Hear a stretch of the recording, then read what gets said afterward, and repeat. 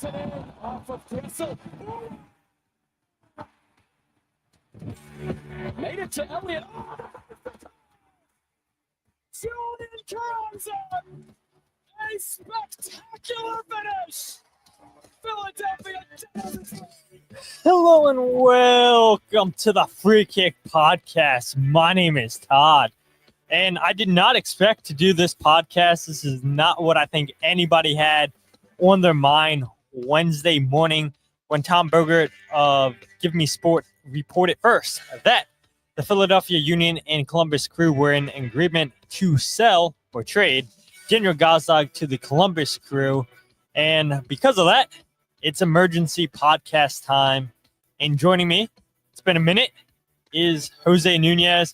Jose, thank you for joining me. And this is a very special podcast. And the people are flooding in, watching this live a minute in. How are you doing?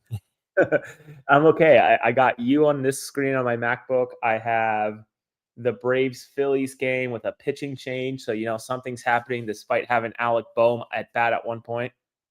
So things are moving over here. And you're absolutely right.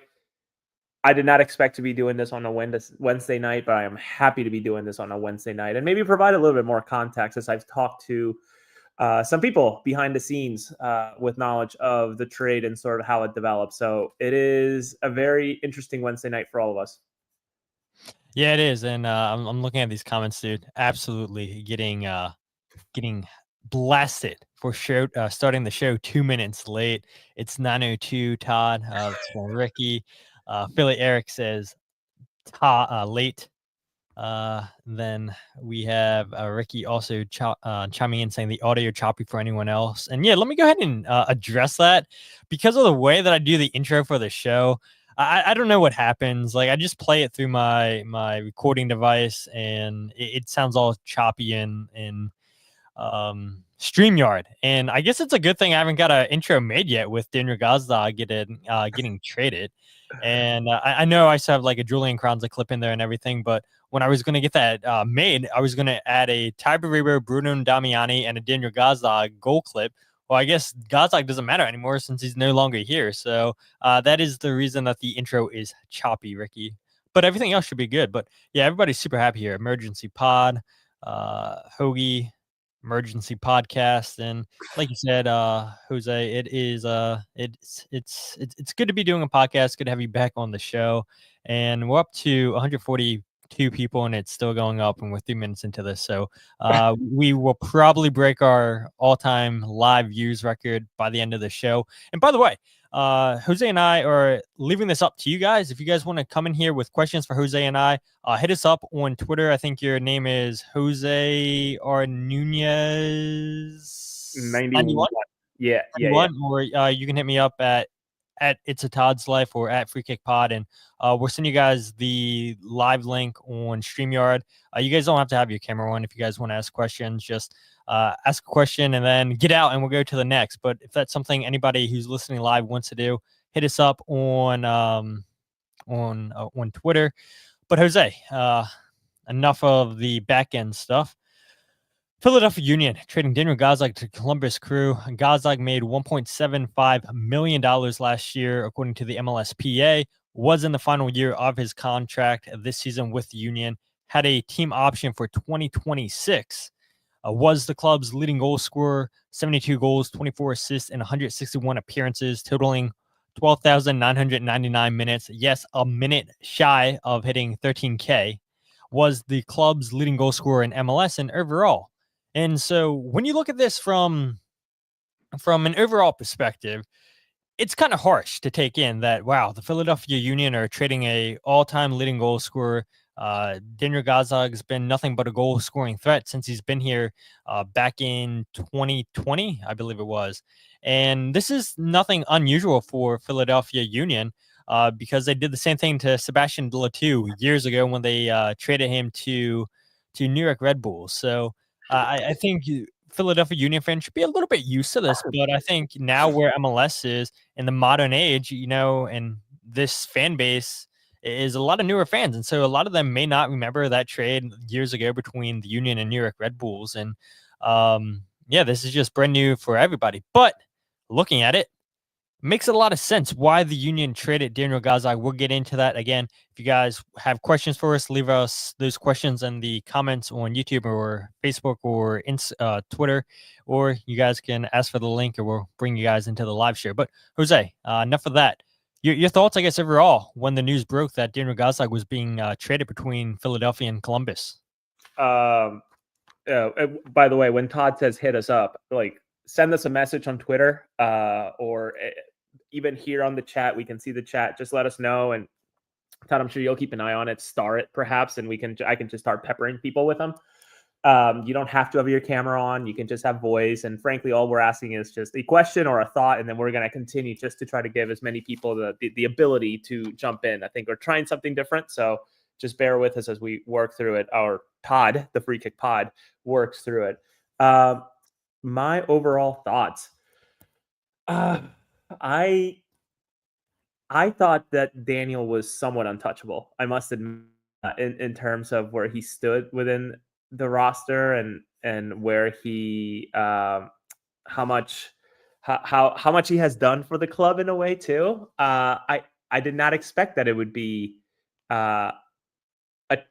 I didn't think he would be one to move like that, especially with the year option. I would have thought that maybe there was an extension actually in the way coming. I don't know anything, but I would have honestly believed if he told me today that he had a 3-year extension with an option for a 4th, I would have totally believed you, just because of what he's done for the team over the years. But stepping aside and thinking of the business side, I'm sure I've heard a number of what the fee was. I personally am very happy with that fee number if it is true. I don't know that I'm at liberty to share it, but I know I'm happy if that is that number. You also got to remember, it could have been a Jack Elliott situation all over again in terms of having a player walk away on a free, because the contract situation was the exact same last year of a contract with a club year option to boot. You're probably not going to have a player against his will with, saying, nope, you're going to play out your last contract year as a club option. No one really wins. And I think the biggest issue is not that he was sold. It's that he was sold to where he was sold to, right? It's the location where he's landing. That's the biggest issue. I don't think it's the business. I don't think it's the personnel. I'm fairly certain that Ernst and company are probably ready with a list of players that they want to potentially tackle and try to bring in. It's a tight window. If they were to try to do it by the 23rd, that's just 2 weeks away. Is it impossible? No. We know that sometimes these things take time, but sometimes they move very, very fast. Think about Bruno Damiani coming to the Union. But the most important part is that they need to get the replacement right. Should there be a replacement? I'm fairly certain that there will be a replacement. They just need to hit on it, and that replacement needs to do fairly well right away. So those are my initial thoughts, and we can dig deeper onto what we think. But I guess maybe I'll flip it over to you. What do you think? Man, I think you're actually the one who called me while I was working, because some of us can't be as tech savvy and up to date as José Nuñez, and I appreciate the updates, Jose, and everybody who the comment chart. Can you see that, Jose? I mean, they're absolutely flying in here. All the comments on Twitter and YouTube. It's crazy. So I thank you guys for your comments, and we'll try to get to as much as we can, but we knew this would be a pretty busy, hot topic episode. But my initial thoughts were, I'm not totally shocked, because of, I remember you and I talked where I said, well, he's 29 years old. I do believe this is the last year of his contract. There's a contract, a club option for 2026.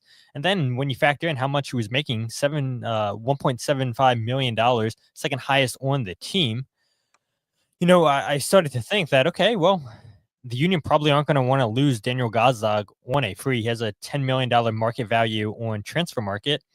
And because of that, I'm like, okay, the Union don't want to go through another Leon Flock, Jack Elliott situation. And so I was like, I want to know what this number is. Whatever the Union get is good. And hopefully tomorrow the club announces officially either Columbus or Philadelphia, and we get an official announcement for how much the Union we're getting. We got that announcement for Jack Elliott, which was $2.1 million, $2 million up front, and then a huge sell-on clause and a whole bunch of incentives. So hopefully the club comes out and does good transparency with the media, with the fans. But I think looking at Daniel Gazdag, I think it's been apparent, and I think Mandy had a comment on here where she said she hadn't been impressed by Daniel Gazdag the last two-ish seasons, and just watching 6 games in that Daniel Gazdag's played in this new 4-2-2-2 formation with Bradley Cornell, I think it was apparent that he didn't really fit the formation. And I believe I said this on AAT Sports Across the Pitch last episode or sometime when we've done the post-game shares, where it's been really apparent just watching. You have Daniel Gazdag playing as one of the 210s, and both of those guys seem to be situated more so out wide, and that doesn't really fit Daniel Gazdag's style of play. He's a player that likes to make those late runs into the box. He likes to be in the center of the field. He's not really a traditional number 10 creating midfielder, but when you play him out wide, he doesn't really fit what Bradley Cornell wants to do. And to his credit, 2 goals, 2 assists, not terrible numbers in 499 minutes played this season. But I do think that Bradley Cornell probably would want somebody in the Quinn Sullivan mode. If you can get another Quinn Sullivan type on the right side of the field, then I think that, that would make this system even better. And one of the comments on here asked, do I think that the Union will switch, or do we think that the Union will switch to the 4-4-2 diamond now? Absolutely not. They're not changing formations. Bradley Cornell made that clear that we are sticking. He said that at the beginning of the season. We're playing the 4-2-2 formation, or if we need to, we'll switch to a 4-2-3-1 at times. And he even said with switching to the 4-2-3-1 that was essentially a 4-2-2 too. It doesn't look that much different. We saw the 4-2-3-1 last game late on when the Union tried to push for a game-winning goal against Orlando City. It didn't come about. But yeah, all in all, I mean, I'm not too surprised when you consider the age of Daniel Gazdag, how much money he was on last year, and how the Union had lost a couple guys on free. Julian Kranza too, I think, is probably the biggest one, where, yeah, the Union debating, did we let him go? Did we keep him? Did we keep him? Did we let him go? And they wind up letting him go on a free to Feyenoord, and look what he's doing with them in the Netherlands, scoring a game-winning goal against AC Milan in the Champions League a few months ago. And I think, all in all, this is probably the best move to get something now for Daniel Gazdag instead of losing him on a free. Yeah, and I think that's mainly it. I'm not gonna. How can I say? I don't want to get myself in trouble because I know people listen and they did not. I cannot imagine that it did not cross their thoughts of losing him into a free. That had to be such a red flag right away, especially and Todd, you were a producer on the night when we spoke with Tesho and gosh, who else was with us that night? Akugo. Amobi. Yeah, Amobi. We spoke about the trials and tribulation of being a professional player and contracts, and the reality is, and I think it was Tesha who voiced it best, was like, as soon as you sign your contract, you're already thinking, and your agent's already working towards the next one and building the case for the next one. And my guess is that these negotiations with Daniel did not just start and end over the last 2 weeks. My guess is that it was ongoing, and I had heard, and I know that I can share this, but I had heard that the figure that Daniel was potentially looking at for his own salary was probably closer to $3 million. That is such a wage disruptor for that team.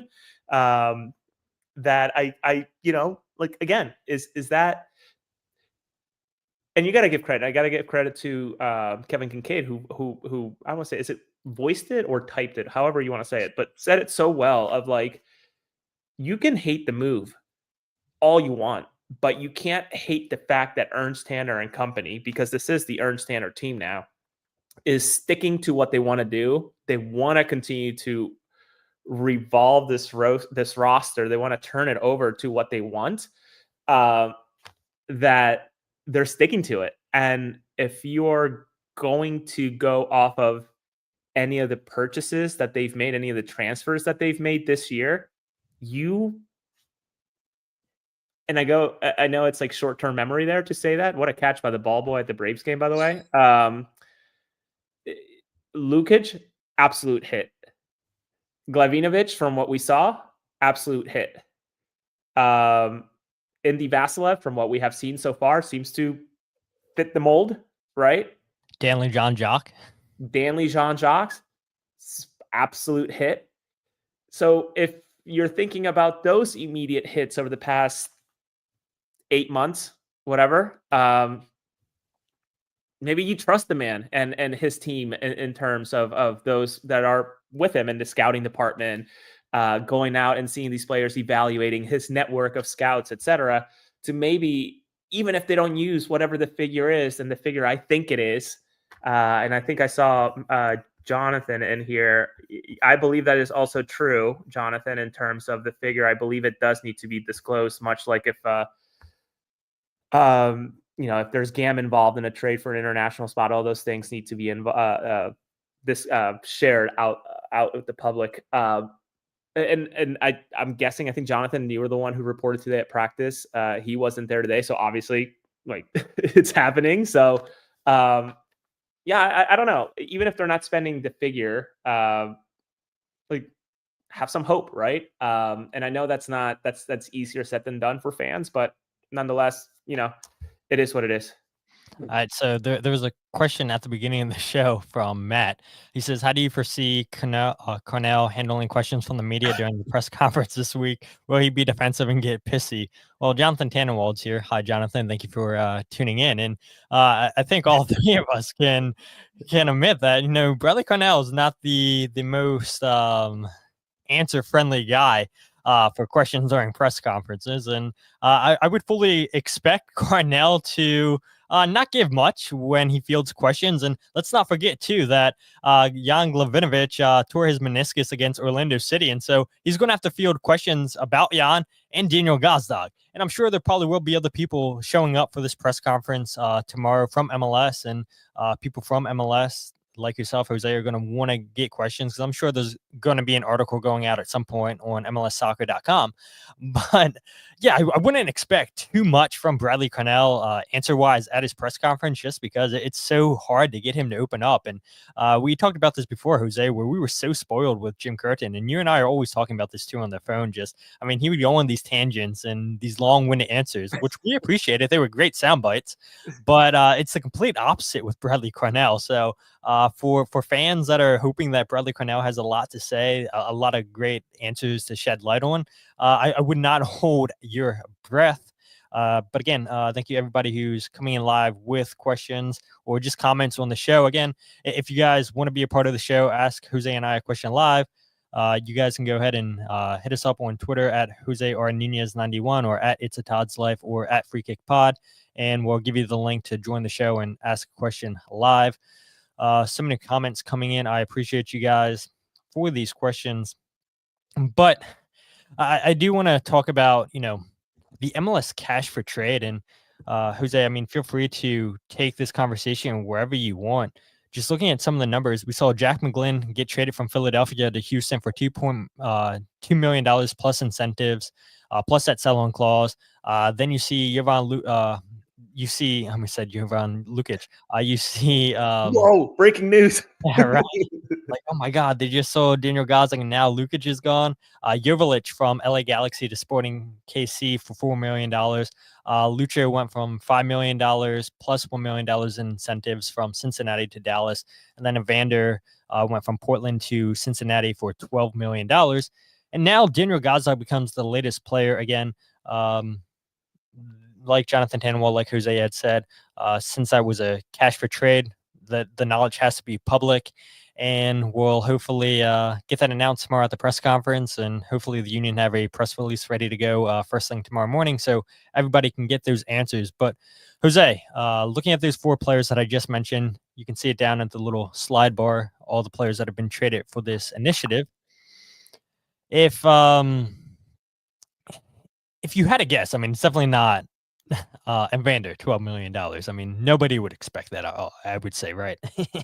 No, I don't think so. I personally, I don't know. I I think it was Andrew Wiebe who sort of posted the make your guess type of thing. Hi, Mrs. McGlynn. It's I wonder if it's somewhere like it has to be more than Jack. I would think. But do you value him more than an MLS winning striker who put up 20 plus either goals or goals plus assists? I'm not sure. Maybe. I can't imagine that you rely for someone like Dániel Gazdag on a sell-on clause. It just doesn't make sense considering his age. Again, I could be wrong. My guess is it's probably a guaranteed, just flat out fee. I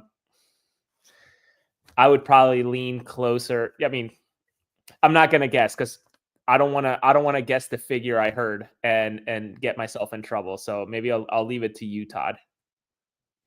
Yeah, no, a number that stands out to me is I would say anywhere between 2.5 to $3 million. I think would be a fair assessment for Daniel Gazdag. Just knowing the age and how many years he has left on that contract, with this being the final year, and then having the option for 2026. So I mean, I would be shocked if the Union get anything more. And if the Union do get anything more, I mean that's fantastic business. So regardless, getting something for Daniel Gazdag is better than letting him go on free. Ricky has joined the show.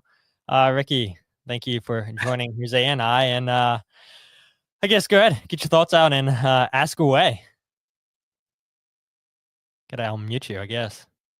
No? Gotta unmute myself too, right? Can you hear me? Yes. Is this sounding?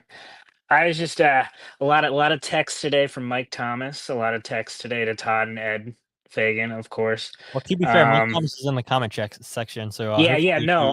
he asked for an invite into this. This Oh, would he be did. I assumed this would be like his time to come on and just vent because he was there was a lot of venting going on. There was a lot of which just seemed like most of the off season there was a lot of like texts and Twitter feeds about like everybody just being like, what is going on? What are they doing? And I think I said something to you, Todd, earlier about like a lot of us feel like we have relationships with these players, so it's especially hard. So like Gazdag's been here for like 3 to 4 years, so we're all just kind of like, why would we get rid of such a like the leading scorer in team history just out of the blue on like a Wednesday morning? We're just all hearing about this, so it was a little bit odd, but like I was kind of sitting at work, just sitting there like I get it, right? And I think we all sort of get the move. He's probably not going to be more valuable to get rid of. Not saying that we're trying to get rid of him, but like it makes sense to a certain extent.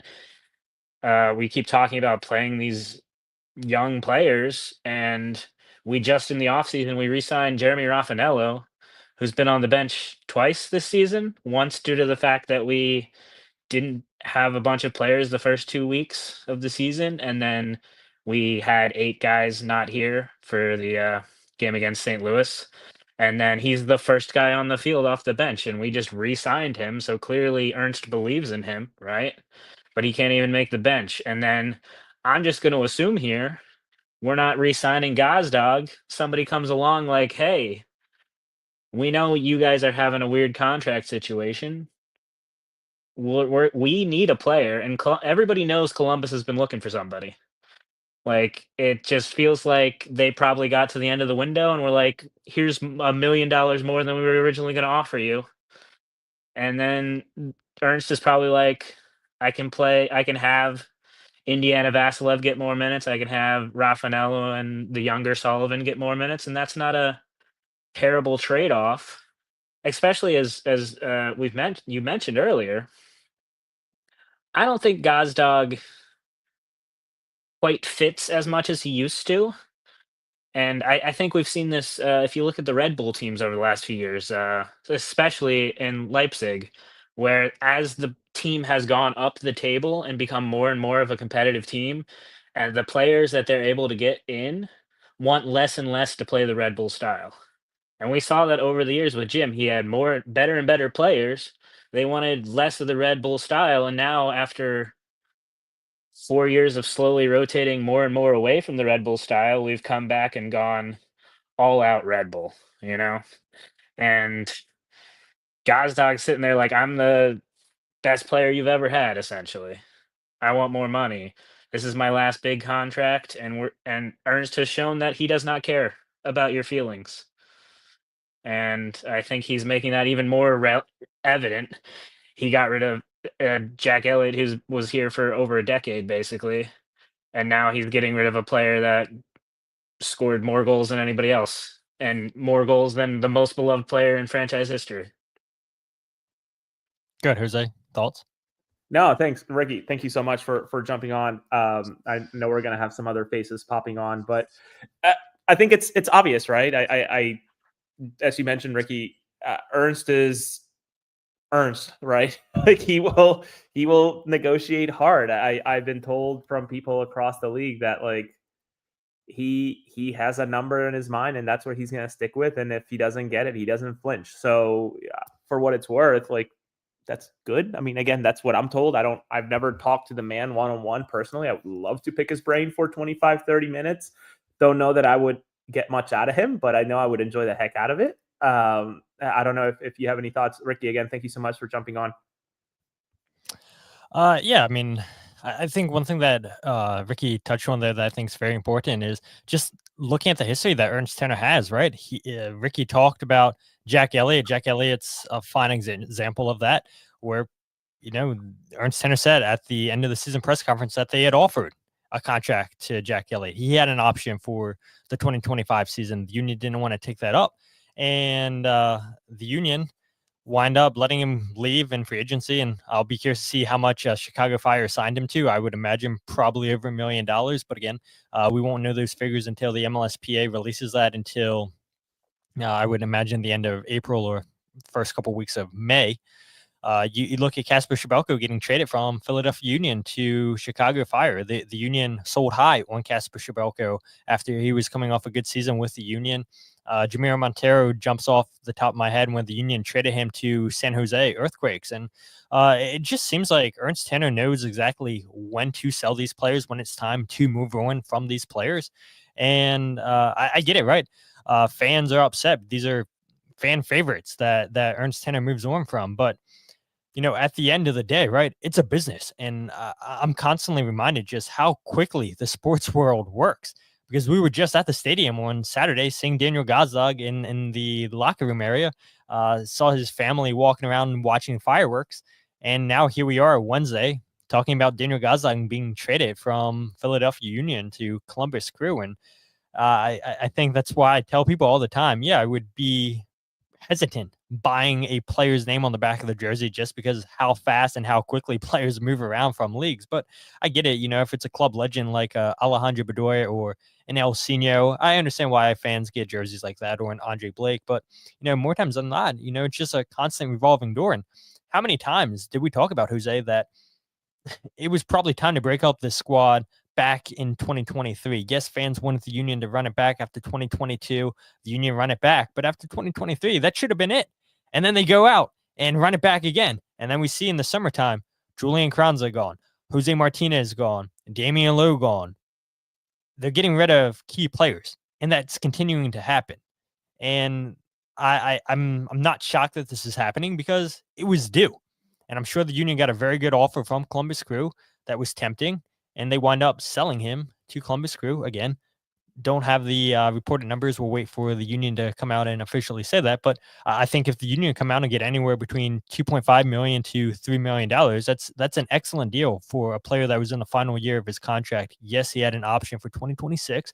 But again, at 29 years old, a player who I don't really think fit this system all that well, I don't think this is a bad move by Ernst Tanner. And a lot of people too give Ernst Tanner a lot of crap and say they don't have trust in him anymore. But look at, you had talked about Danley, Jovan, Ian, and time again, he's proving that he knows how to scout players, that the people in the front office, they know how to scout players and bring in players that want to play the style of soccer that they want to play. Go ahead, Jose. Just want to clarify and get you on the record for everybody watching. What's the number right now, by the way? I would say it would be good anywhere between $2.5 to $3 million. Okay. That's all. I would say that's acceptable. Okay. Fantastic. How many people else? are watching right now? 548. Okay, 548 sold. Just heard you say that. That 2.5 million to $3 million is a acceptable offer for Daniel Yep, Gazdag. Yeah, that's yeah. all. I think that's good. Okay, good, got it. Now you're gonna clip this and then post it when so off base, right? It would be so out of context, but no, listen. I carry on. I just want to make sure to get that on the record. I think it's an interesting guess, but just want to get you on the record. That's good. That's cool. I want to pull up a comment here from Mike a while ago. He had said, just don't resign him, play out the contract, let Daniel Gazdag leave on a free, get 2 more years of production. And I understand that, but at the same time, you're in the business of making money, and I'm assuming the Phillies did something, but fans don't want to hear that, right? That you should be all in going for it. But at the same time, right? It's like I think Ernst Tenner has enough of a proven track record that, like I said, he knows how to scout players. Look at what Danley and Jovan are doing in the midfield, and you got to imagine that Ernst Tenner probably has a short list. I don't imagine that they would sell Daniel Gazdag without having a backup plan. I guess right now the backup plan is play Indiana Vasilev as the second number 10, and then Kevin Sullivan's probably going to play more extended minutes. But the transfer window doesn't close until April 23rd. So I would imagine that the Union have players that they're potentially interested in, and we'll see if they get something done by April 23rd. But just thoughts on, potentially the Union should have let Daniel Gazdag leave on a free. Don't take the trade to Columbus Crew. I sound like such a businessman and saying this, but like letting any player walk on a free feels like bad business unless it's a club legend per se. And you could argue that Daniel is a club legend for everything that he has accomplished, etc. But you also have to remember this is a 15-year-old club. Like history is, I mean, it's very short so far. Yeah, the way I see it is whatever the fee is, if it's what I think it is, fantastic. If it's what anybody thinks it is that they're happy with, fantastic. But getting a fee for him plus getting the salary space back, I think it's a good move, especially for someone who maybe is not even like remotely interested in negotiating down from his whatever the salary was that he was going after, plus the designated player spot, right? Maybe this is a shift to do the 2 DP and 4 young DPs, right? Maybe that's what they're going after, and in terms of getting another young DP that could be an investment, a project per se. So that's where I stand on it all. But I know that's not the popular take. That's just me thinking like a bean counter per se. But ultimately, and I think Ernst has said it out loud. I'm fairly certain he said it out loud. I think it was the town hall. Like the reality is that unless you're one of the big 6 in England, the big 2 in Spain, or the big, I guess you could argue 1, and Jonathan, you'll love it. But unless you're PSG out in France, like if you're not one of them, you are a selling club, whether you like it or not. And that's just the reality of it. Again, I think the issue is that he's going where he's going. I think that, again, that's the biggest issue. A team that beat the Union 3 times. And mind you, the only 3 times that Daniel Gazdag lost to the Columbus Crew were last year in that really odd succession of MLS, Leagues Cup, and then MLS again, all within, I guess, a month and change.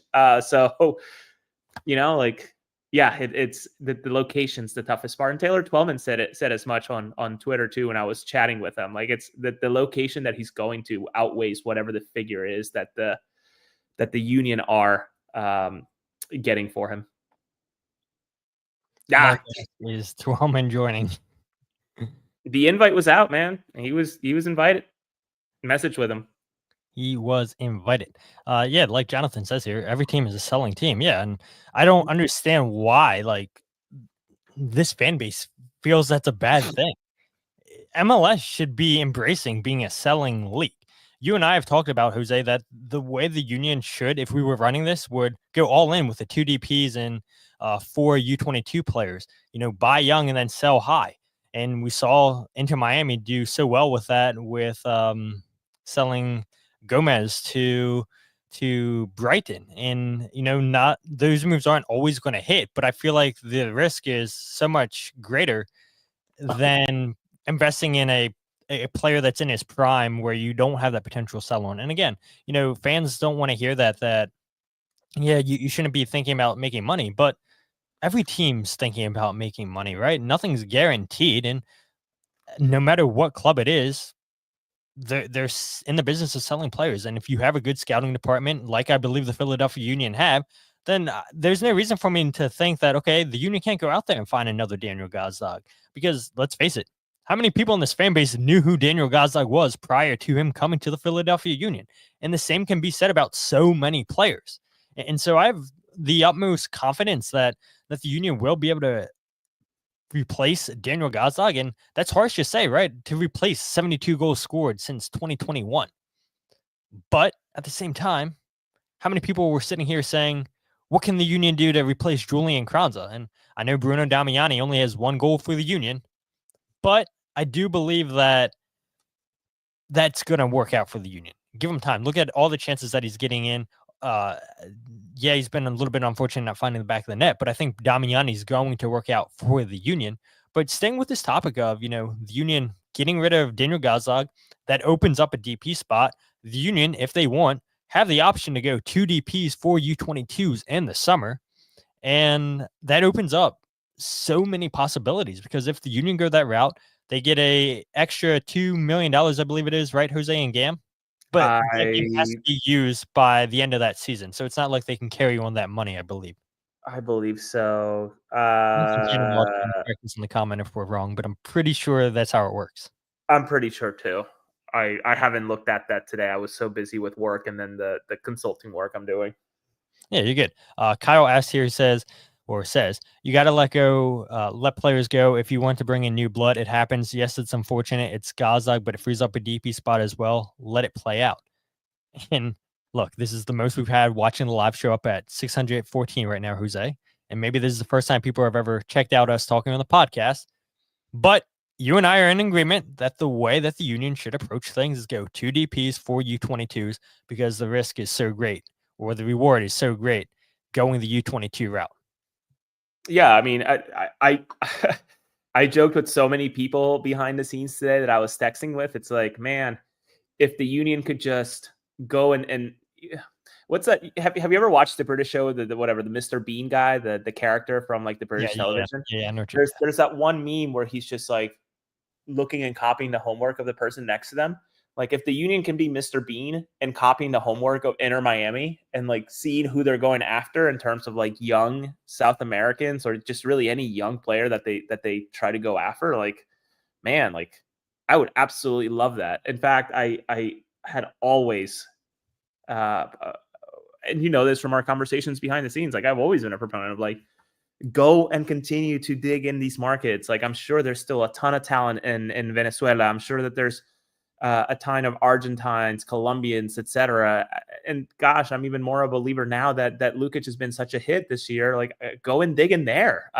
Who does Lukic know that could be a contact in terms of a scouting network down there of players that are up and coming that could be all-stars like him? Granted, it's a small sample of 7 games, but I have no reason to believe that Lukic will not continue to be as good as he is, right? Or go and find me some more French players, the way that they did.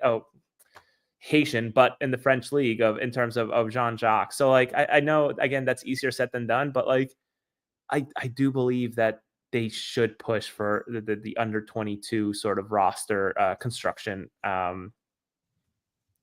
and take a page out of Miami's book. They seem to be hitting on them left and right. So Ben has a good question. I'm going to keep you on the spot here, Jose, but Ben asks, Jose and Todd, what are your thoughts about the Union possibly trading for a guy like Caden Clark as a short-term replacement before the summer? Clark obviously came through the Red Bull system and is on a struggling Montreal team. And don't forget, Bradley Cornell is the one who gave Caden Clark his debut in New York. So, that's a name that I didn't really think of. And could it be intriguing? Possibly. Wouldn't cost you an international spot, which let's not forget the Union don't have any open international roster slot because Daniel Gazdag had a green card, so he didn't take up a slot. So if the Union were to go out and get an international player, they would have to make a trade to get a slot. But Caden Clark, would you mind that move for the Union? Short term, I think that would be totally fine. I mean, he's a guy who has bounced around and seems to have found his spot now and doing okay. I must admit, I don't think I've written only about 21 years old. Still 21. Okay, I haven't written tie game. I haven't written about his team yet this year. I don't believe so. I don't know. I would be okay with it. I guess, yeah, it would be totally fine. I just 2-3 years tops and then figure it out, or I don't know.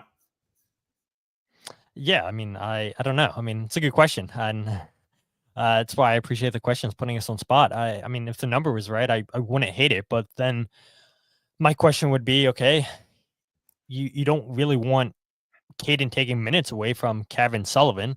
And I saw some fans on social media say, well, the Union are only trading Daniel Gazdag because that means that they feel that Kevin Sullivan's ready and Kevin's going to take the minutes away from now that Daniel Gazdag's gone. And I don't think that's the case. I think Indy Vasilev would be that player that slots in next as the next number 10.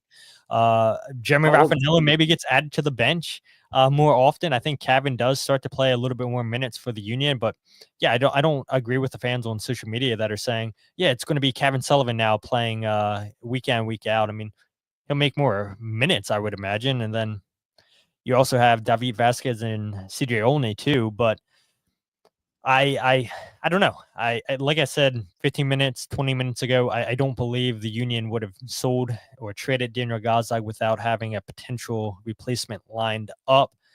But yeah, I mean, I'd go ahead and see a potential Caden Clark. Sure. I mean, it's probably going to take away minutes from Kevin Sullivan, which I don't think the Union would really want that.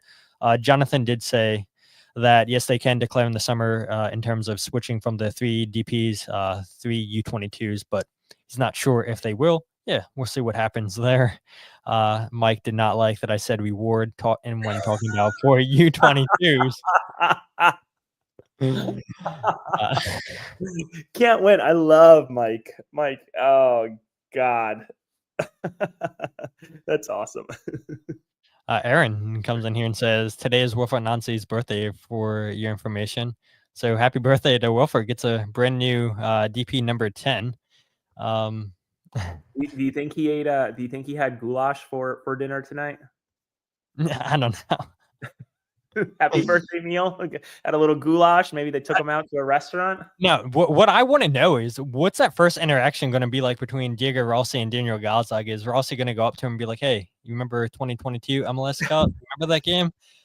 It's one way to welcome a new teammate into a new place. But yeah, I mean, I think Columbus, if you're a Columbus fan, you're happy getting a proven goal scorer and Daniel Gazdag, and I'll be curious to see how Wilfred Nancy fits him into that starting 11. I wouldn't be surprised if we see Columbus still go out in the summertime and bring in an actual number 9. But for the time being, I do think that, yeah, Wilfred Nancy works magic and he gets everybody playing to the best of their abilities. I mean, look at the players that he's taken as midfielders and turned them into center backs and wing backs. And yeah, it turns out well for whatever players wind up going to Columbus Crew. I mean, look at Christian Ramirez, right? Comes back into MLS from Scotland and plays well with Columbus Crew and winds up getting traded to LA Galaxy. And so, yeah, I think this is going to be a move that works out well for Daniel Gazdag and the Columbus Crew. But go ahead, Jose.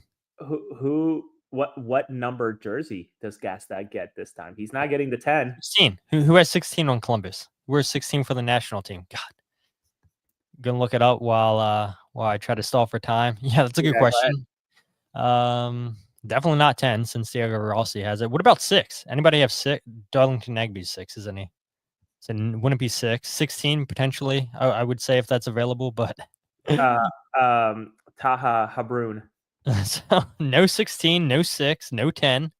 99. Just give him 99. You might buy it from him. Nagbe's at 6. 10 is Diego. Yeah, Daniel's got a jersey issue, and I don't know that he's making the type of money, or he might be. Obviously, it's not baseball or football money, American football money, but he can't buy a jersey number off of somebody, I don't think. Maybe off of the homegrown, that young guy, the guy with the number 16. Just give him 99, dude, and call it a day. What if he? Oh, what a flex would this be, Todd? If his jersey number is the amount of goals that he scored for 72. 72. Imagine that on the back of his jersey, roaming around Columbus as a fuck you to the team. People in Columbus would be so confused, and only people in Philadelphia would know what that means. That would be comical, though. Yeah, no, it just hit me. It's like Diego's not gonna give up that number. There's no way, you know. Yeah. You want to go over this exercise that we talked about earlier? Yeah. The tens. Absolutely, yeah. We sort of went back and forth on this. It's I don't know. It's not scientific by any stretch of the imagination, but maybe it gives you an idea of gives the watchers an idea of sort of where Gazdag is in terms of other number 10s across the league with appearances, goals and assists, or assists only, as well as salary wise. So if you want to pull it up and walk us through it, Todd, that'd be great. I wish there was a way for me to zoom in better. Maybe there's. I mean, you can see it, right, Jose? I can see it just fine. I feel like you're lying. No, I see it. I'm not lying. What about now? Better? Yeah, that's great. That's great. All right, cool. Yeah, so Diego Rossi, Albert Ruzanek from Seattle, Ryan Gold from Vancouver, and Vander now with Cincinnati. Gazdag and then Carlos Gil are the 6 names that we came up with, or the 5 names if you don't include Dániel Gazdag. And again, we don't have the numbers out there for the 2025 salary guide. And again, hopefully by the end of April or the first couple weeks of May, we get that information from the MLSPA. But just looking at the salaries there from last season's numbers, you have Diego Rossi making $3.3 million, Ruzanak making $2.2 million, Ryan Gold at $2.9 million, Evander on $2.3 million. That's why he wanted to be traded away from Portland, wanted a new contract, and I'll be curious to see what his numbers are at come the springtime. Gazdag making $1.7 million, and then Carlos Gil making $4.4 million for New England. But then when you look at their appearances in all competitions, you have Rossi at 48, you have Ruzanak at 42, Ryan Gold at 40, Evander at 32, Gazdag 41, Gil at 30. And then you start to look at the goals, and all of these players are goal scorers, minus Carlos Gil, more of a creative, more of a traditional number 10. Injury as well last year, right? Injury as well last year, if I recall. Yeah, I think you are right. I think he did miss a game against the Philadelphia Union at one point last season. But Diego Rossi, 21 goals, 8 assists. Ruzanak, 11 goals, 16 assists. Ryan Gold, 17 goals, 16 assists. Terrific numbers there. Evander, 15 goals, 18 assists. Also great numbers. Dániel Gazdag, 19 goals, 7 assists. And then Carlos Gil, 7 goals, 9 assists. And so you have Ryan Gold and Evander tied for the most goals and assists last season, 33 each. All players on this list played over 3,000 minutes, minus Evander played 2,744 and Carlos Gil 2,544. But the reason we bring up these players is because you got to imagine, you talked about this at the beginning of the show, Jose, that Dániel Gazdag's probably going to want around $3 million, you heard. And there's no way the Union were going to feel comfortable paying that. Mikhail Uhre is at a little over $2 million, like 2.07 or something like that. I forget the exact number, but he's making over $2 million. And so Dániel Gazdag was asking to be the highest paid player for the Union. And there's no way that Ernst Tanner was going to do that. And I can't say I fault Dániel Gazdag for asking for that, because how can you when he's been productive the last few seasons since 2021, 72 goals in all competitions for the Union, a proven goal scorer. Teams need goal scorers. Teams want goal scorers. And so if I'm Dániel Gazdag, if I'm his agent, yeah, I'm pulling up these names that we have, the numbers that we just talked about. I think these are good players. These are probably players that they brought up to Ernst Tanner and said, hey, look, so-and-so is making this much. This is the production level. We believe we're in line with that. And now it's a matter of, does Ernst Tanner believe that Daniel Gazdag is worth that number? And the answer would seem to be no. That's why he's got traded away. But I understand why Daniel Gazdag is asking for $3 million a year. Is he worth it? Maybe not to everybody, but the goals speak for themselves. 19 goals last year is only the second highest. Only Diego Rossi scored 21 last year for Columbus Crew. And so, again, I can see why Daniel Gazdag would want a significant pay bump. And these players seem in line to what Daniel Gazdag would see himself as, right, Jose? I would think so. And as you're talking, I am just vamp for 2 more seconds. Yeah. So, I mean, sure, you could look at even more players and everything like that too, but and like the salaries too. The only salary that's like really out of left field is Carlos Gil's $4.4 million, and I understand why New England paid that because he's been one of the best creative number 10s in MLS, and yeah, he's getting older and whatnot. And like you had said, Jose, injury issues have been an issue for him, but again, I think that's a player that Daniel Gazlag's probably bringing up, but more so than not, everybody else, Diego Rossi, Albert Ruzanek, Ryan Gall, and Evander, all very comparable in numbers that Daniel Gazdag put up last season with the Union. And again, Evander won it out in Portland because he wanted a new contract. Cincinnati willing to give him that new contract, and it appears that Columbus were willing to give Daniel Gazdag the contract that he seems to be looking for. Yeah, and while you were talking, the one thing we should have put on there here, Todd, is the age as well. So Diego is 27, sorry. Albert is 30. Ryan is 29. 26 for Evander. 32 for Carles Gil. Which, again, goes to illustrate, Daniel is 29 going on 30. So, like, is he...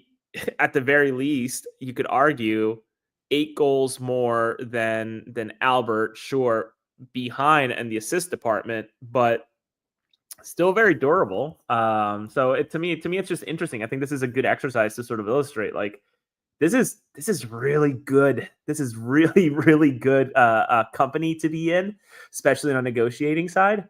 And it really came down to maybe what Ernst wanted. Again, I don't talk to the man. I wish I did. Like, I have no idea, but like, he gets presented with this. I'm sure Ernst has a number in his head of like, this is as much and that's it. And like, it just wasn't meant to be. So they went to the next best option, which was to move him for whatever the fee is that they'll probably announce tomorrow or in the coming days. Yeah, absolutely. Where's the comment? I mean, so many comments. I see the one comment I wanna sort of mention though. Someone had mentioned, I forget who, it's like, just pull the option. It's like, yes, I need to ask more players about this. And maybe I'll text Amobi later, Tesho, and I was just texting Michael Lahoud as well. But like, how would they feel if they tried to negotiate with their club? The club did not want to even, I don't know. The negotiations did not go the way of the number that they were thinking. It was just, there was an impasse or something like that. How would they feel if their club went ahead and pulled the option against their will? Right? Mike's comment? Yeah. Thank you. It was Mike.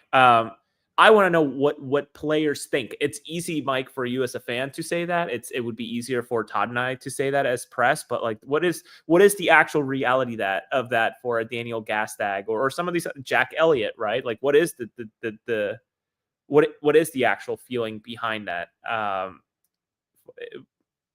Would they be disgruntled? Would they even want to be there? You don't want to have a player that doesn't want to be there. That doesn't help anybody, right? So maybe it becomes a Lucho situation, right? Where he was genuinely holding out until he got traded. So, and obviously, yeah, actually that would be an option, and nobody wants that and force the hand and just, it's a bad look all around. So yeah, it's easier to say option, but the reality is it's probably far more complex than that. Yeah, I agree. A lot of comments, Mike.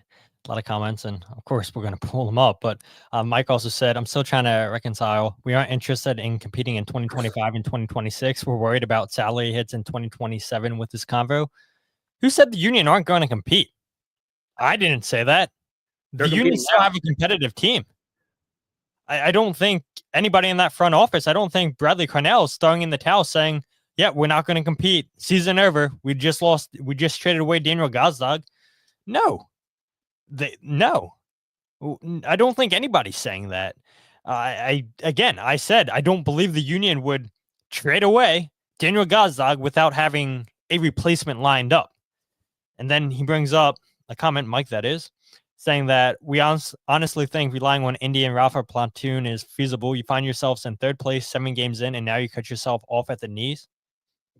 You have people in this fan base that are complaining, saying that they don't think that Gazdag's been productive enough. 2 goals, 2 assists in 6 matches this season. There's people in this fan base that have been saying they don't think that Dániel Gazdag fit the style of play that the Union want to play. And if you get an offer that's too good to turn down, then why would you hold on to that player? Why would you hold on to the player that's maybe not living up to your expectations? If it's an offer that's too good, there's nobody on this roster minus Bruno Damiani, in my opinion, because you just signed him. That's untouchable. Anybody else, I would listen to offers for. And that's just the way that soccer works. Do you think that, if somebody came with an astronomical fee for, it doesn't matter, whatever player you want to put in there, a team wouldn't listen? Of course, all teams are going to listen to all players, in my opinion. And I do think that the Union are still going for it. Okay, for the time being, so what if you have to roll with Indiana Vassilev? Indiana Vassilev knows the style of play, knows the system. Bradley Cornell clearly trusts him. Quinn Sullivan's having a pretty good year for the Union. I know I said last episode that he's been too inconsistent for my liking, but 3 assists, 4 assists on the season. Bruno Damiani's had plenty of chances. Yes, the goals aren't there, but I do believe the Union keep creating chances, which Dániel Gazdag hasn't been a player that's creating those chances. You're going to get goals from other places. Who would have thought that Jovan Lukic would have had 2 goals? Who would have thought that he would have scored a goal? Right? And so this team, I do believe, is going to get goals from other places, other ways. They're one of the best teams in MLS on set pieces. And so what if you don't get a goal from open play? You have other ways, other avenues how to get goals. And so, no, I don't think that the Union are punting on the season 7 games into the season. Absolutely not. Jose, any thoughts? Yeah, I mean, the only thing I would add, and you said it, is like, they sort of buckled and completely gone against the grain of Bradley Cornell 60-30-10, I think, as I'm thinking of the goals that they've scored this season, right? The set play, whatever, the what he told us during the press conference. So like, I do genuinely believe that what I heard is true in terms of a short list immediately ready to sort of go and go after. Will it get done? And they always have lists, to be completely honest with you. They always have a list. But can they complete something by the 23rd? I'm not sure. Can they complete something in the summer? Certainly, leading into the summer. April 23rd is when the transfer window closes. The Union still have plenty of time to get something done. Yeah. The one thing that is to their advantage is that they're not playing in as many competitions. Just to get May that gets out. May gets a little bit hectic though. Yeah, but 9 games. Yeah, but they're not playing in Leagues Cup. They have fewer games overall than last year. If anything, they just got through a little brunt of it. These first 7 games, and now they're going into a busier period. But again, I'm not here to make excuses for them. I'm just impartial, just flat out thinking as seeing the numbers. Like, again, you have a player who might genuinely walk on a free because they couldn't come to an agreement. Get a figure that helps you, whether they spend it all in the next player or not. That's not for me to decide. It just, again, looking at numbers and cents and like looking at it that way, like this does make sense. And I know it's not an easy thing to listen to for fans. And I get that. I agree with Mike. Gazdag's the one player that we have absolutely no one to place him with. We can't compete without replacing him right away. I would say the one player that the Union don't have anybody to place is Kai Wagner. I mean, yeah, defensively, Nathan Harriel and Frankie Westfield are solid, but they don't offer you the offensive production. I think this is I think this is the worst case scenario if it's a Kai Wagner the Union are trading away. And how many windows did we go into hearing, oh, Kai Wagner's linked to this club, Kai Wagner's going to leave, and he still winds up being here. I do believe the Union for the short term have players that can fill in for Dániel Gazdag. And unfortunately, maybe fortunately for some, I do think that Kevin Sullivan will see a significant amount of minutes. But I do think that the time being that Indy Vasilov, that's going to be a starting role. And I do think that the Union will be able to see a productive Indy Vasilov. I've liked what I've seen from him coming off the bench. Jeremy Raffanello, like I said, maybe now we start seeing him on the bench a little bit more. But this team had a ton of midfielders. And again, I'll keep hitting this nail home. April 23rd. And so you play one game a week up until April 23rd. You still have plenty of time to get something done. And what? So what? If the Union don't get anything done until April 23rd, then you have the summer window. You just have to survive through that hectic May schedule. Then before you know it, July is here. So I'm not concerned. And right, everybody in this league makes the playoffs. And is it a big deal if the Union don't finish in a top 4 spot? I don't think so. Look what Atlanta United did last season. When 63, 62% of your league makes the playoffs, just make the playoffs. That's all you got to do. Man, anything else, Jose, you want to hit on? Oh, yeah, we got to do this. People are entertaining the rumors. What were your feelings on KDP's rumors trades? I thought Miami had some sort of claim for him. That can't be right. No, the Union aren't signing Kevin De Bruyne. No.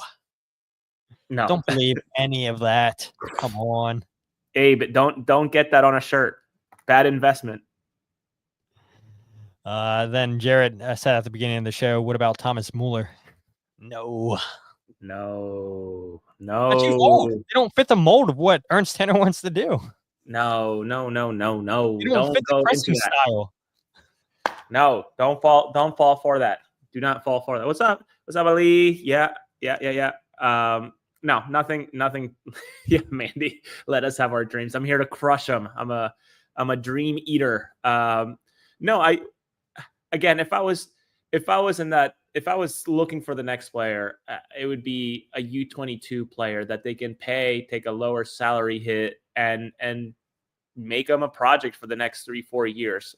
We're press and fans are finally getting to see how good Olwethi Makanya was, and I still need to make my public apology to the man and have someone present it to him, so it's sure that he sees it for how much I trashed the fact that he was making that much money, though it's sort of justified.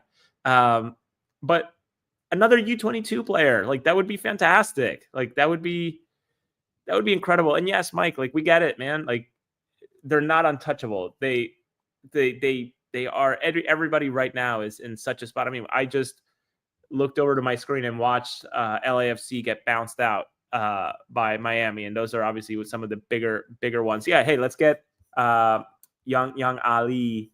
Where is he? Go on, Tad. I'm gonna send him to the link. All right, cool. Yeah. Yeah, I don't know, man. We had started before we did this podcast. We said 30 minutes, and now we're an hour and 3 minutes in. But yeah, I mean, we're live, right? Because you guys keep coming into the show with your comments. Everybody keeps popping in on Twitter, Facebook, and YouTube, and so we appreciate the comments. That was quick. That was very, very quick for Ali to come in here. How you doing? Oh, he's in. Hello.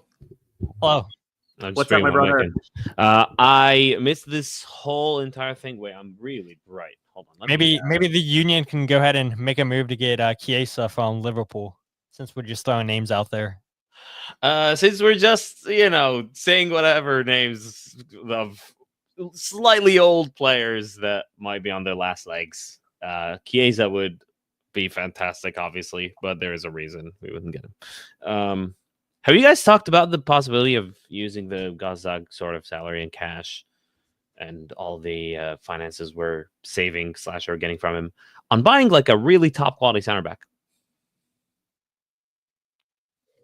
We didn't talk about the center back, but we did talk about saving money, and we got absolutely bashed like it's the worst thing ever, saving money and investing it in other places. Center back could be interesting. I don't think that's where they're going to go.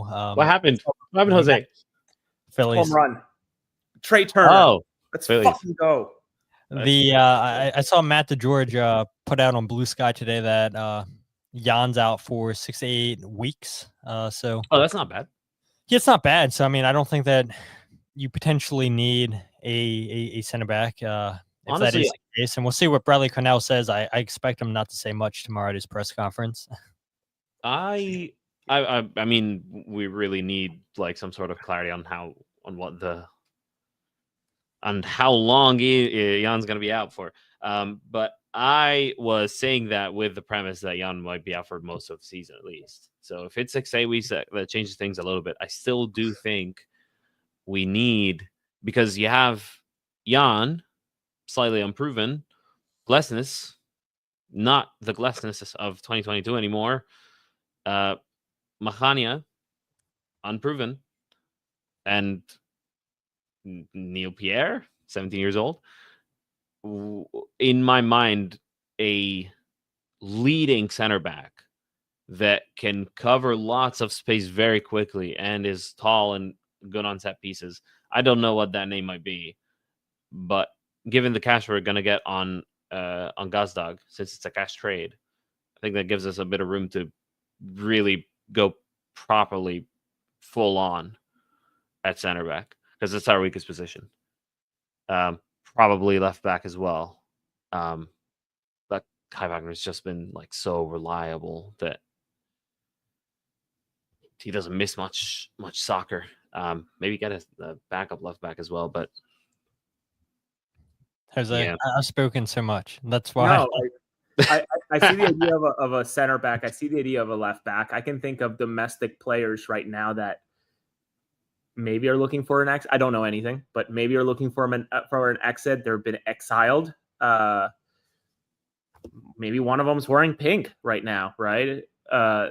Looking for a new fresh start. Noah Allen. That could be. That could be. Mascherano loves him down in Miami. Yeah, he's a big fan.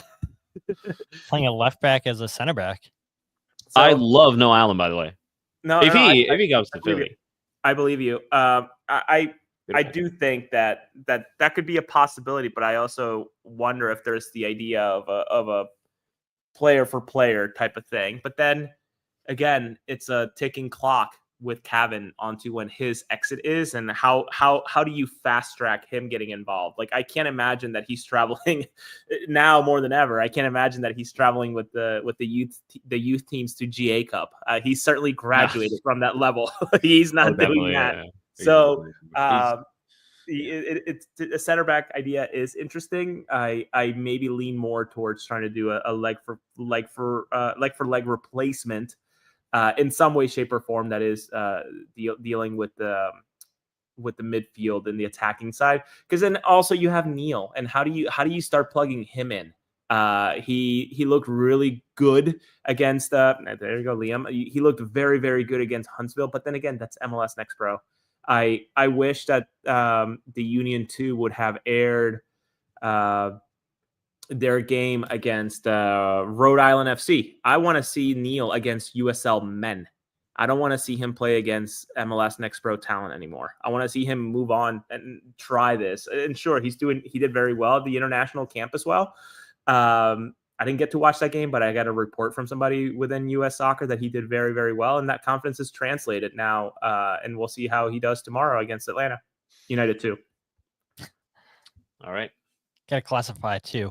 Yeah, I mean, I don't know. I mean, and then you have some people in the fan base that think that Jay Sugarman's just going to sit on the whatever fee is for Daniel Gazdag. So no, I find it hard to believe that he's not going to invest it somehow in this window.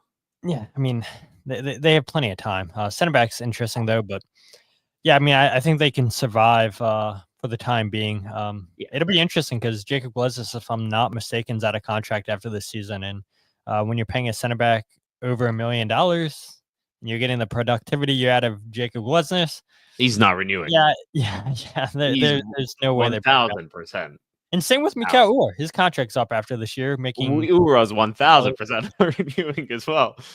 But again, I think our strike situation is good for them. Bringing up the contracts that are out, and that the future looks bright for the Union investing back into the squad. It's not good to say. Can't say those things around here to some people. Yeah, man. Can't be positive.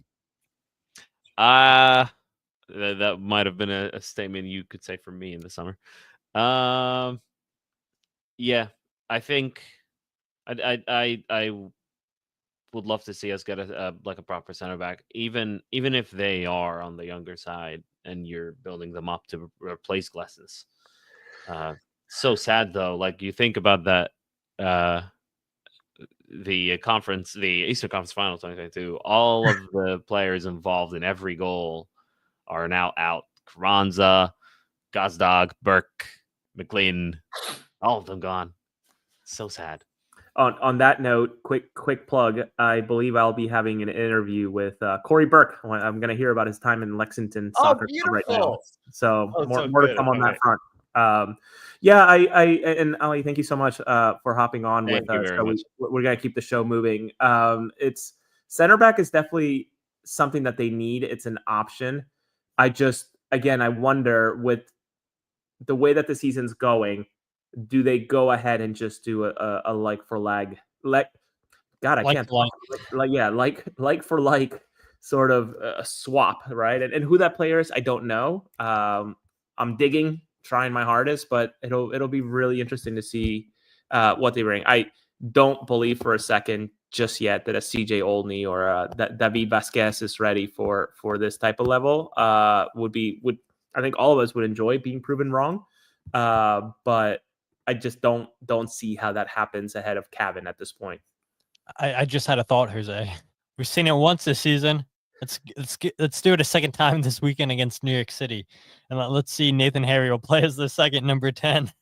Someone joked with me that Nate played so well as an attacking mid that they felt good about selling Gazdag. It's like I said, you little shit. I don't believe that for a second. They're like, no, absolutely not. So yeah, that's so funny, man. Wow. I mean, who would have thought Nathan Harriel, the new and upcoming number 10 in the 2025 Philadelphia Union season. But yeah, again, I mean, people can say what they want, right? That we're shills, we're too optimistic for this team, but I don't know.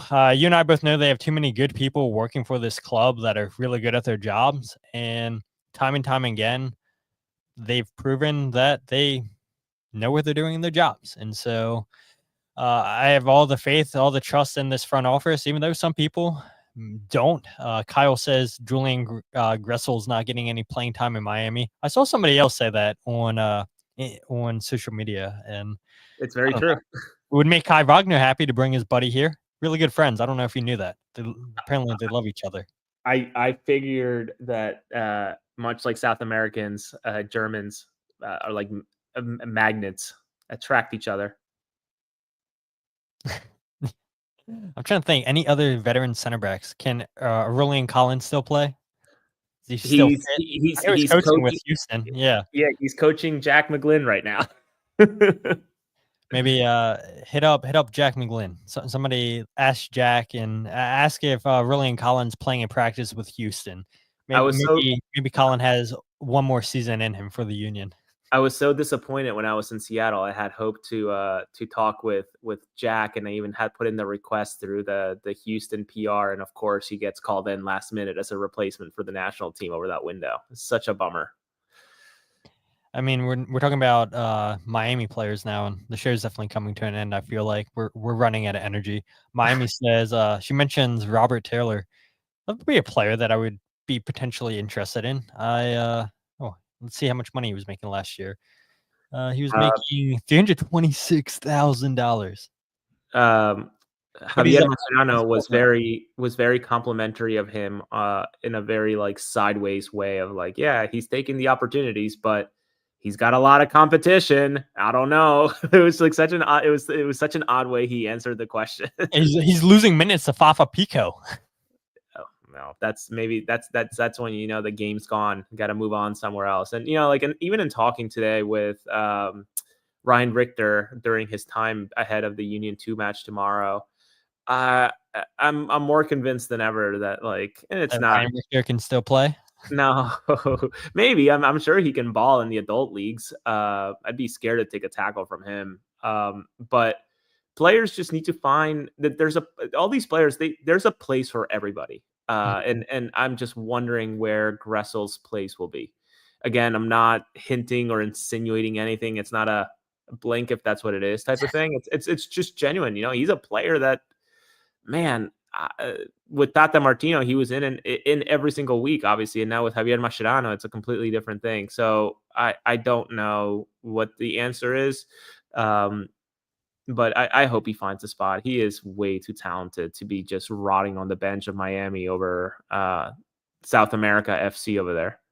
But at the same time, when you're getting paid over $1 million, not a bad gig living in Fort Lauderdale. Getting paid over $1 million, so not a bad gig. But if I remember correctly, Gressel's always said that he wants to live on the East Coast. Whatever club he plays for, it has to be on the East Coast because of his family. So, I mean, Philadelphia checks that box. But again, I don't know if the Union would feel comfortable paying a salary of that high for Julian Gressel. But the Union do have options, and hopefully, like we said, that number comes out tomorrow, how much the Union got from Columbus Crew, and hopefully we can see what the Union do with that money. I have faith, and hopefully you guys too. Hopefully Jose and I convince you guys to stay optimistic. And yeah, it sucks losing your club's all-time leading goal scorer, but look, it sucked losing Julian Kranza. It sucked losing Jose Martinez, and you can't keep the core group of the team around for forever. Teams have life cycles, and yeah, it sucks. 7 games into the season, you move on from Dániel Gazdag, but there's just no way that this team's saying, yeah, we're giving up. And yeah, it may appear that they're waving the white flag saying they quit, but Philly Rivers canceled my New York City trip. Jose and I did not. We're still going up there. I know he's joking, but yeah, I mean, I'm optimistic. I think that this club, they've proven that, look, Jovan, Danley, Jan, these players have hit the last couple of transfer windows. Bruno Damiani, I think he's going to be a stud. I just hope wherever the Union go, they continue to hit up South America because that's where the majority of the bowlers are at. But regardless, Ernst Tanner has a wide network of contacts. And like you had said, Jose, you wouldn't be surprised if they had submitted some names or whatnot. So I'd be shocked too if the Union moved on from Gazdag without having a potential replacement or replacements lined up. Maybe it's Caden Clark, like somebody had dropped. But Jose, thank you so much for hopping on. Everybody in the comment section, 834 people live, going strong. Let these fine people know where they can follow you on social media. Yeah, of course. And just to plug in, yes, Todd and I will be at NYCFC this weekend, so expect some content out of there. We'll see what MLS wants me to write about. I always hope that it's Union related. The storyline is sort of shaping itself already, right? Like first game post Gazdag, Union, whatever. Corey Burke interview coming, scheduled as of right now. It's just figuring out what I want to ask and whatnot. So if you are on Twitter or Blue Sky, feel free to send me a message with some thoughts or ideas that you may want to listen about or hear about. And then tomorrow, please, if you can, tune in, watch Leon Flock. He goes against Cucho Hernandez and Real Betis in the Europa League tomorrow, or is it the conference? One of the conference. Yeah, it's the conference. Okay, one of the conference games tomorrow at 3 p.m. So Leon already won trophy in his cabinet from his time in Poland. Jose Martinez as well, now in Brazil with Corinthians. So continue to support these Union guys. It's really exciting to watch them. And yeah, thank you so much for having me on, Todd. I hope that this was a successful hour and 20 minutes with me on a Wednesday night. Yeah, on a Wednesday night. And if you guys aren't following the podcast on Twitter, Instagram, or Facebook, follow at Free Kick Pod, wherever you get your podcast, The Free Kick. Check out the YouTube channel live, every single podcast on YouTube, youtube.com/Free Kick Pod, wherever you get your podcast, The Free Kick. and check out the Substack for my writing podcast and goals breakdown videos all in one place, thefreekick.substack.com. Mike Thomas, thanks, guys. Yeah, Mike, thanks for popping up and having your thoughts out there and having a good conversation. And we don't expect to change everybody's mind. And if we change one person's mind, then that's great and everything. But just trying to bring a different angle to the fire pit that social media is whenever bad news like this comes out and everything. And so, yeah, Jose and I, we may not agree on everything, but I do think that we have two of the same mind in terms of, being happy with the way that this team's going, the people they have in charge in this organization, and knowing how to do their jobs well. And so on that, we agree, and let's just see what the Union do. So again, April 23rd, the window closes, and no Leagues Cup, everybody's most hated tournament. That's positive, right? I think everybody can agree on that. So one less competition for the Union to compete in. But again, all you guys in the comment section on YouTube, Facebook, and Twitter, you guys are the best. Thank you guys all night for keeping us entertained with your questions, your thoughts, and just interacting with each other. So with that said, go Phillies. My name is Todd. Phillies victory. And Phillies victory. Let's go. The Free Kick Podcast.